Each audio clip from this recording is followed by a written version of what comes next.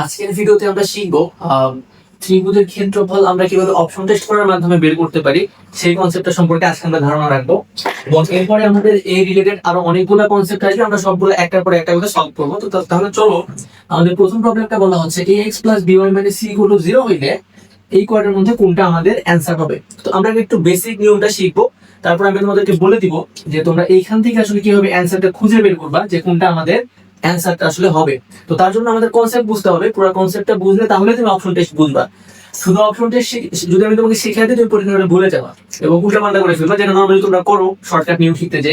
তাহলে একটু খেয়াল করো, সরলরেখার ক্ষেত্রফল বের করার জন্য একটা স্ট্যান্ডার্ড ফর্মুলা আছে, সেটা হচ্ছে যে a ডিভাইডেড বাই এখানে x এর যেই ছেদাংশ x অক্ষে প্লাস b ডিভাইড বাই এখানে y এর যে যেই সেট করে যতটুকু অংশ ইকুয়াল টু 1। এটা আমাদের স্ট্যান্ডার্ড ইকুয়েশন। এখন তুমি একটু খেয়াল করো যে একটা সরলরেখা থেকে কিভাবে একটা ত্রিভুজ তুমি বলতে পারো যে এটা একটা সরলরেখা, এই ত্রিভুজের ক্ষেত্রফল আবার কিরকম হবে।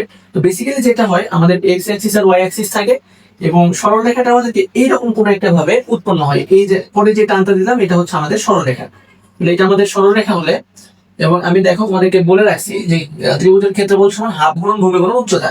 তাহলে এটা আমার এক্স অংশের এক্স এর কর্তৃতাংশ, এটা আমার ওয়াই এর কর্তৃতাংশ। এটাকে আমি বলতেছি ভূমি। তুমি একটা সমকোণী ত্রিভুজ যদি কল্পনা করো, এটা একটা সমকোণী ত্রিভুজ, সমকোণী ত্রিভুজ যদি এটা হয় তাহলে এটা আমার লম্ব হবে, এটা যদি তুমি থিটা কল্পনা করে থাকি তাহলে এই ত্রিভুজের ক্ষেত্রফলটা আমাদেরকে বের করতে হবে। তাহলে এটা আমরা দেখবো আসলে আমরা কিভাবে জিনিসটা সলভ করবো।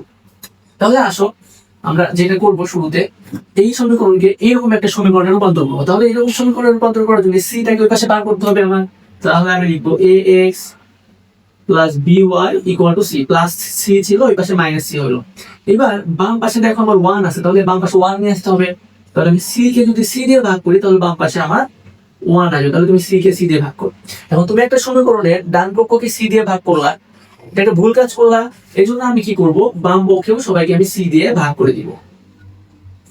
আচ্ছা, এখন এই পাশে তো আমার 1 চলে আসলো, সি বাই সি কেটে গেলে আমার আসে 1। এখানে কি করবো আমি, খেয়াল করো, এই যে এক্স এর সাথে এটা আছে, এটা যদি তুমি যখন তুমি হরে লিখবা তখন এটা এরকম হয়ে যাবে x divided by c by a. কেমন এরকম হবে, তুমি এই নিচেরটাকে আবার আগের ফর্মে নিয়ে যাও, দেখো কি আসে এক্স ইন্টু এটা নিচে ভাগ অবস্থায় আছে না এক্স এর সাথে, তাহলে এক্স এর সাথে গুণ অবস্থায় যদি লিখতে চাই তাহলে উপরে উঠলে আমাদের উল্টে যায়। এটা আমরা ছোটবেলার কনসেপ্ট, ভাগকে গুণের মাধ্যমে প্রকাশ করলে আমাদের ওই এটা উল্টাই দিতে হয়, যাকে আমরা প্রকাশ করবো। তাহলে এখানে আবার দেখো a x divided by c, that means তুমি আগের লাইনটাই আবার পাইছো। আচ্ছা আসো, এরপরে দেখাইলাম কিভাবে আসে।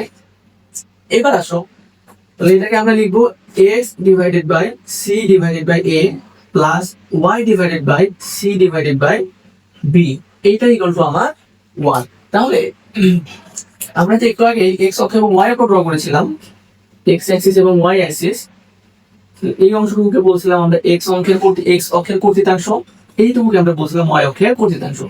এই এক্স এর নিচে যে থাকবে সে হচ্ছে এক্স অক্ষের কর্তৃতাংশ, এ হচ্ছে এক্স অক্ষের কর্তৃতাংশ। এই ওয়াই এর নিচে যে থাকবে তাকে আমরা বলবো ওয়াই অক্ষের কর্তৃতাংশ।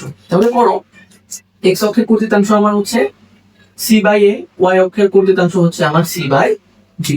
অনেক সময় তোমার কাছে বলতে জানতে চাই যে এই লম্ব দূরত্ব কত, যদি এইরকম একটা ইকুয়েশন দেওয়া থাকে, এরকম একটা ম্যাথ আমাদের আছে সামনে, এবং যদি বলে এখান থেকে এটুকু ডিসটেন্স কত, কিভাবে বের করবা। দেখো তো, এটা আমার ভূমি, এটা আমার লম্ব, তাহলে এটা আমার অতিভুজ, অতিভুজ সমান সমান অতিভুজ স্কয়ার সমান ভূমি স্কয়ার প্লাস লম্ব স্কয়ার। তাহলে অতিভুজ সমান কি, রুট ওভার অফ ভূমি স্কয়ার প্লাস লম্ব স্কয়ার।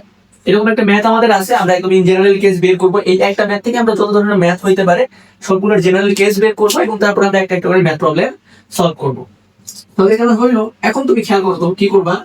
তাহলে আমি সূত্র লিখি, হাফ গুণন ভূমি হচ্ছে আমার সি বাই এ আর একটা হচ্ছে আমার সি বাই বি। তাহলে এখান থেকে আসবে হাফ ইন্টু সি, সি উপরে গুণ করলে সি স্কোয়ার আর নিচে আমার এ বি। তাহলে এই টুটাকে আমি এখানে লিখি c square by 2 a b. এবার আসো, আমাদের মেইন যে টুইস্ট সেটা হচ্ছে তুমি অপশনটা কিভাবে চেক করবা। তুমি মনে মনে কল্পনা করবা যে এরকম কন্ডিশন তুমি পাইলে মনে মনে বুঝবা যে আমার সি উপরে থাকবে কর্তৃতাংশ। দেখো, এক্স অক্ষের কর্তৃতাংশের উপরে সি, ওয়াই অক্ষের কর্তৃতাংশের উপরে সি, তার মানে কি সি সি শেষে যে গুণ হবে না, তাহলে সি স্কোয়ার কোথায় আছে সেখানে তোমার থাকবে অ্যান্সার। তার উপরেরটাতে দেখো এখানে কোনো সি স্কোয়ার নাই, এখানে কোনো সি স্কোয়ার নাই, এটা আমাদের অ্যান্সার না।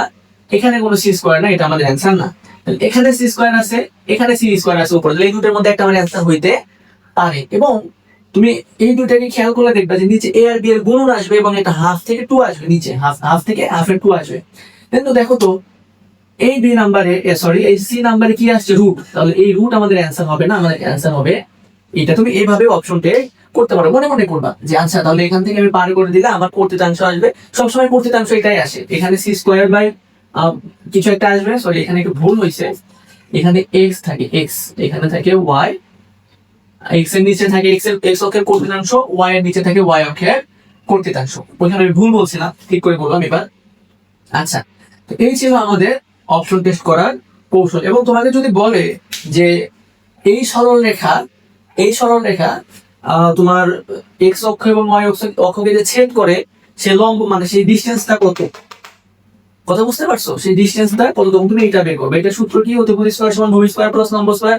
যেহেতু আমাদের revision class, question bank solve class, আমরা ধরে নিব মোটামুটি এটা আমাদের পরীক্ষায় আসার মতো, বা আমরা এটা এই জিনিসগুলো জানি, টোটাল মোটামুটি কনসেপ্ট গুলো আমাদের আছে। এবং খেয়াল করো সেখান থেকে আমি লিখছি ভূমি স্কয়ার প্লাস লম্ব স্কয়ার। এটা খুবই ইম্পর্টেন্ট, এটা খুবই ইম্পর্টেন্ট।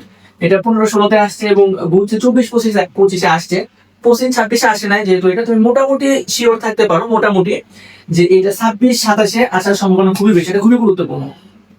এটা না আসলেও এই কনসেপ্ট থেকে আসবে, যে ক্ষেত্রফল বের করার কনসেপ্ট থেকে আসবে। এটা আমাদের খুবই গুরুত্বপূর্ণ একটা টপিক ছিল।